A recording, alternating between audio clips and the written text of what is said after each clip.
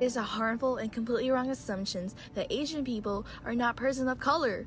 At the center of colonization, discrimination, and oppression at the hand of white people, for that to be erased because of a stereotype of being a mono-minority is false, especially since it was white people who popularized the term mono-minority while still holding racial bias in every part of American society.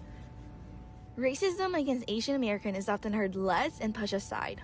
Throughout history, it is a long-standing and serious issue stemming back from the first sign of colonization to modern-day events. Refusing to acknowledge Asian American as people of color or as being oppressed in American society is a gross misunderstanding of the countless decades of anti-Asian sentiment in the United States. So, what if we take a step back from the modern day and look back at how this sentiment has grown and changed throughout America's dark history?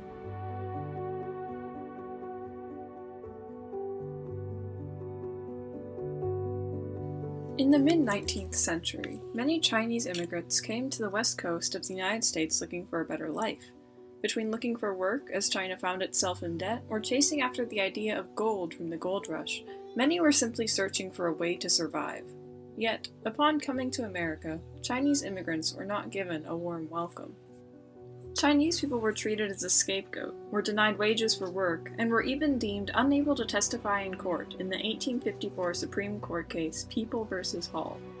These hateful sentiments eventually culminated in the Chinese Exclusion Act of 1882, which was the first restrictive law for immigration in America, and that specifically suspended the immigration of Chinese people coming into the U.S. This act was supposedly to maintain white racial purity in the United States, demonstrating the raw dislike that was expressed towards Asian Americans at the time. Mary Tape, a Chinese immigrant, commented about this discrimination in 1885 in a letter she wrote to the Board of Education regarding how they were refusing the admission of her child based on the fact that she was Chinese. Tape asks, "Dear sirs, will you please to tell me, is it a disgrace to be born a Chinese? Didn't God make us all? What right have you to bar my children out of the school because she is of Chinese descent? There is no other worldly reason that you could keep her out except that."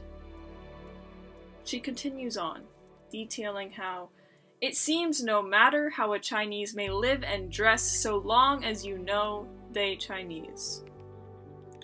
She comments that it does not matter who a Chinese person is, they are still hated as one. There is not any right or justice for them. Her words are only cemented by those written in 1901 by James D. Keelynn, then mayor of San Francisco. In a letter he wrote in support of extending the Chinese Exclusion Act as it was nearing its expiration, Keelynn expresses that the Exclusion Act has been reasonably effective, and that the influx has been checked, the danger to California has been averted. Here, he is comparing Chinese people to a danger that must be taken care of and averted, completely dehumanizing them. He claims that Chinese people are, quote, vastly inferior civilization, and that they, quote, are good laborers but not good citizens. Keelynn is blatantly stating that he, as well as the majority of white society at the time, do not see Chinese people as people, but as nothing more than a threat and as laborers. The Chinese Exclusion Act that was born from this hatred and discrimination was permanently extended in 1902 and was not repealed until 1943, nearly 60 years after it was established. However, Chinese people were not the only Asian Americans that were discriminated against. After the Spanish-American War, the U.S. took over the Philippines, replacing one colonizing government with themselves. The statute that the United States used to justify taking over the Philippines was enacted at a difficult period in their history, but that period has passed. The Americans were there no other purpose than to dominate and keep order over the Filipino people. Not only that, but Filipinos were forced to fight for the United States whenever they were ordered.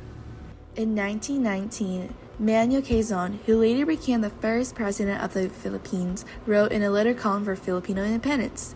The Filipino people feel that the time has come when steps should be taken immediately by the government of the United States for the recognition of the sovereignty of the Filipino people over their own country.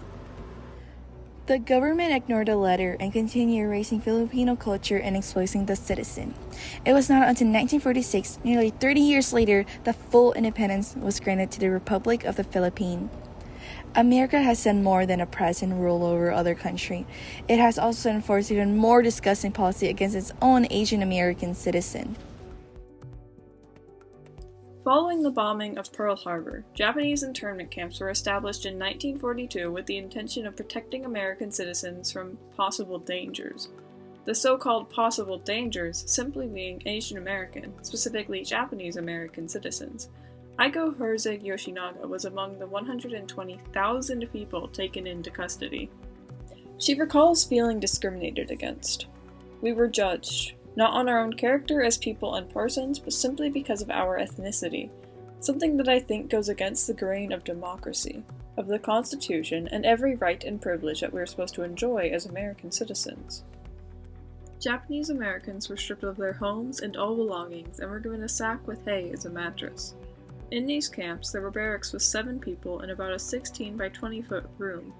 Seniors, mothers, and infants were at risk of illness with the unavailability of food and water in the barracks. All of these inhumane conditions are unacceptable, and the only reason for these camps in the first place was racism. To rub salt in the wound, America refused to admit that their prejudices were the reason behind the mass generalization that displaced thousands of Japanese American citizens.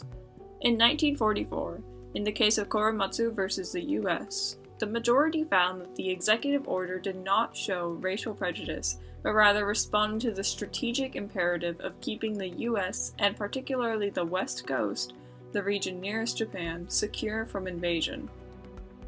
It was not until 14 years later, in 1985, that President Reagan gave a formal apology to the public for the internment camps. Additionally, financial compensation was not distributed to survivors until 1988, 46 years after the establishment of the internment camps. Racial bias the Supreme Court held was a part of everyday society that government leaders and public figures could use however they wished, while their audience listened and learned. An example of this is found in the history of Dalip Singh Sandh, the first Asian American and Sikh member of Congress, who won against his opponent, Jacqueline Cochran, in 1955. He paved the way for Asian Americans and Sikhs through the harsh political climate of 1950s America. Jacqueline, however, remained bitter in a 1974 interview. Cochran talks about her worries of losing to a, quote, Hindu born in Punjab, India. Not only does she get his religion wrong based on a racist assumption, but she also falsely claims that he was, quote, illegally in the country, despite becoming a citizen in 1949, almost 30 years before the interview. This slandering was not due to his political views, nor his achievements, as she would not have had this problem had a white man won. This was an attack on his race and religion specifically. This goes to show that no matter a person's character, they were judged for the parts they could not control over their actions.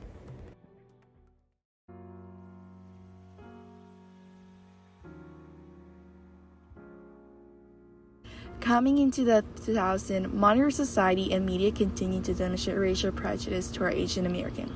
Even though Asian Americans suffer to a lesser extent, it is still harmful. Asian women have suffered the consequence of gross sexual stereotypes for decades. In the past, there was a misconception that they were dirty and give STD to white men, who would then spread it to their wife. Additionally, Asian women are seen as sexually submissive. The most recent high-profile example of this dynamic is in the 2015 rape of Chanel Miller, an Asian American woman, by the white Stanford student Brock Turner. At that point, many Asian American women understood another element of what had already been a troubling case of the white male sexual aggressions. Turner likely felt entitled to use and abuse Miller's unconscious body, not just because she is a woman, but because of her Asian heritage. This created a culture that feels entitled to Asian woman's body, as well as those of other women of color. A woman of color has a greater risk than a white woman do. When a woman of color suffers abuse, the abuse is not just an attack on her identity as a woman, but on her identity as a person of color. Asian women are seen as exotic sex symbols and are the most likely to be victimized by whites. This abuse and false ownership of a woman's body lead to horrifying consequences, such as the fact that there were 50,000 Filipino male order brides in the U.S. alone. Asian women are not as seen as people, but as objects. Asian American women also face discrimination and stereotypes in the workplace. Asian women are stereotyped as being docile and shy. Because of this stereotype, East Asian women are statistically more likely to be racially harassed when they are more aggressive in the professional workplace and deviate from the appealing qualities. Another unfortunate effect of discrimination based on race is unemployment, and therefore poverty. Nearly 1 in 4, or 23%, of Asian Americans and Pacific Islanders, or AAPIs, in California are working but still struggling with poverty. When employers refuse to hire Asian workers based on their own prejudices or pay them lower wages, poverty statistics in the Asian American and Pacific Islander communities rise. For example, AAPI Californians are more likely to report dealing with racial discrimination than Californians overall, about 17 versus 12%, respectively. Asian Americans are disadvantaged in the workplace and socioeconomically because of their race and the stereotypes surrounding that. In the media, they are also harmed by cultural appropriation. Cultural appropriation is a popular topic in the media, yet many miss the point. What people find trendy or cute actually belongs to a culture with meaning and intention behind it, which should not be run over or ignored. David Min writes of his own experiences before many of these traditions or part of his culture became trends. Quote, "My parents traded stability and comfort in the hope that my brother and I could succeed and were met in America with hostility and disrespect. Now, our raised as neighbors ask my parents about dim sum recommendations and pick their brains about traveling to Asia." End quote. The harm that is caused by appropriation is because of the lack of knowledge and respect. Brianna Lee writes, quote, "Different affinity groups, based on race, ethnicity, or gender identity, have experienced different degrees of marginalization, and their members' reactions to specific acts of cultural appropriation will vary as a result." End quote. After countless decades of oppression and discrimination, to turn what was once seen as weird or wrong into a social media craze is a covert form of racism. Asian people are warranted to be offended, especially considering that, quote, "For many Asian Americans, much of their experience with race in America has to do with erasure." End quote. On the topic of erasure of Asian culture, there's also the erasure of Asian representation and roles in modern media. There is an already little Asian representation in the media, yet they continue to cast a few Asian roles with white actor. The idea that white people can play Asian role better than an Asian actor is continuing the long pattern of Hollywood selecting the white actor in an Asian role to make Asian character more palatable for a white audience. Even during times where Asian people are not allowed to act in the media, they let white actors dressed in yellowface to place inaccurate representation of Asian characters. Chang Feng explains it all results in the dehumanization of people of color, and in the specific case of yellowface, in the dehumanization of Asian people. A study at the University of Southern California shows that only 4.4% of speaking characters are Asian in popular American film, and about 1% of Academy Award nomination for acting has gone to Asian or Asian American actor. Whitewashing is a descendant of the original yellowface. It is all part of the same story in American media. The underrepresentation, the misrepresentation, and the usurping of the significance of Asian by white actors, Feng writes. It is harmful and extremely offensive to Asian people, and after so many years of working towards progressive, for this to still happening is disgusting. With there already being such a small amount of representation for AAPI community, to have few role played by white actor is a blatant form of racism. Coming full circle to today, due to a pandemic that originated in an Asian country, racists are blaming every Asian person. Coronavirus has caused a rise in violent crimes and harassment against Asian Americans. The BBC shows examples of hate crimes such as an elderly Thai immigrant dying after being shoved to the ground. A Filipino man is slashed in the face with a box cutter. A Chinese woman is slapped and then set on fire. 8 people are killed in a shooting rampage across 3 Asian spas in one night. All of these awful attacks are based on a person's race and that alone. Regardless of character, occupation, or class, the only cause is racial prejudices.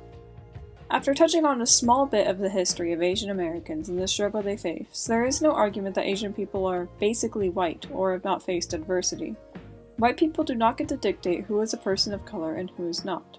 The model minority stereotype is restrictive, perpetuated but white people receive as a palatable minority. It erases all of the struggles that Asian Americans have faced and continue to face. Therefore, equality for Asian Americans has struggled and continues to struggle in American society, and it is something that must be recognized and fought for.